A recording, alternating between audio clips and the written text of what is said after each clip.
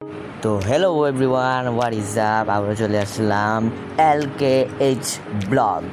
তো আজকে আমরা বানাবো চিংড়ি মাছ দিয়ে এবং লাউ দিয়ে সুন্দর একটি রেসিপি। সর্বপ্রথম চিংড়ি মাছ ভালো করে ধুয়ে নিব, তারপরে আমরা পেঁয়াজ বাটা, আদা বাটা, রসুন বাটা আর কাঁচামরিচ কেটে নিব। তারপরে আমরা এখানে লবণ, হলুদের গুঁড়া, মরিচের গুঁড়া, ধনিয়ার গুঁড়া, জিরার গুঁড়া দিয়ে নিব। এরকম একটা গরম গরম কড়াইয়ে আমরা তেল ঢেলে নিব। তেল ঢালার পরে আমাদের সব মশলাগুলো একসাথে ঢেলে নিব। আপনারা দেখতেই পাচ্ছেন আমরা ইতিমধ্যে ঢেলে নিয়েছি। তারপরে আমরা একটু নাড়া দিয়ে দিব।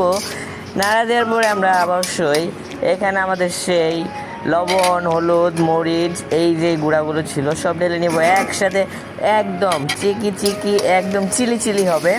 তো দেন আমরা এখানে এটাকে ভালো মতো মেখে নিব। মাখার পরে যখন এখানে দেখবেন একটু গরম হওয়ার পরে যে কীভাবে ফুটছে, তেলগুলো ছিটে ছিটে আসবে, তখন আমরা যেটা করবো এখানে হালকা একটু পানি দিয়ে দেবো যাতে করে ঝোল ঝোল হয়।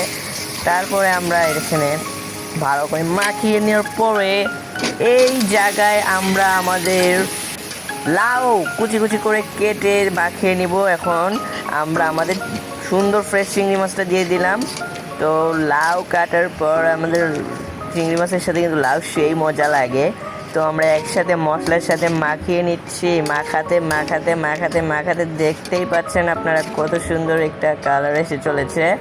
তো দেন আমরা এখানে পানি ঢেলে নিব এবং কিছুক্ষণ অপেক্ষা করব।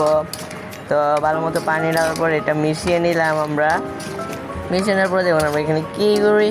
তো আমরা যা যা করবো আপনারা কিন্তু তাই করবেন, আমাদের মতো ফলো করবেন। এখনই আমাদের চ্যানেলটাকে লাইক না করলে তাড়াতাড়ি লাইক দিয়ে দিন এবং সাবস্ক্রাইব করে ফেলুন, এবং ফেসবুক পেজ থেকে দেখে থাকলে ফলো দিয়ে দিন এবং নতুন নতুন মানুষদের শেয়ার করুন। তো দেন আমরা এখানে ঝোল ঝোল যখন হয়ে গেল আমরা এটাকে ভালো মতো ঢেকে দিব। ঢেকার পরে আমরা 10 মিনিট রেখে দিলেই কত সুন্দর আমাদের হয়ে গেল রান্না। তো এই ছিল আজকের ভিডিওটাকে একটা লাইক দিন। এটা খাওয়ার পরে তো আমি বলছিলাম নাইস,